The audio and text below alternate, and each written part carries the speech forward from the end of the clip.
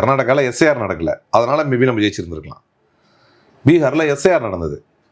இப்போ ஹரியானாவில் வந்து எல்லா எல்லாருடைய ஒப்பீனியனுமே, சி ஓட்டருடைய ஒப்பீனியன் வந்து எல்லாமே என்ன சொல்லிச்சு அப்படின்னா காங்கிரஸ் தான் ஆட்சி அமைக்கும் அப்படின்னு சொல்லிச்சு.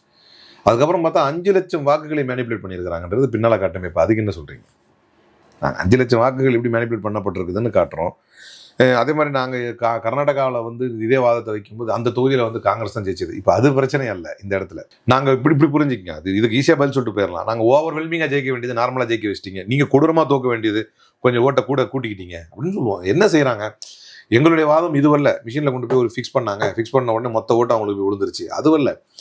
இங்கே ஒரு 60 பேர் வாக்களிப்பான், இங்கே ஒரு 40 பேர் வாக்களிப்பான்னா இங்கிருந்து ஒரு 30 பேரை வந்து வாக்கு இல்லாமல் ஆக்குவது, இங்கே வந்து தகுதி இல்லாத ஒரு 20 பேருக்கு வாக்கு எக்ஸ்ட்ரா கொடுக்கறது, இதன் மூலமாக தேர்தல் அரித்மெட்டிக்ஸை வந்து கணக்கு சரி பண்றது. இதுதான் புரிஞ்சுக்கணும். அப்படி செட் பண்றப்ப நீங்க எதிர்பார்த்ததை விட அதிகமா வந்து எதிர்த்தரப்புல இருந்து இன்னும் ஓவர்வெல்மிங் ரெஸ்பான்ஸ் பண்ணி நிறைய பேர் ஓட்டு போட்டு வாக்கு திருட்டை மீறி பெறப்படக்கூடிய வெற்றிகள் தான் இவைகள் எல்லாம்.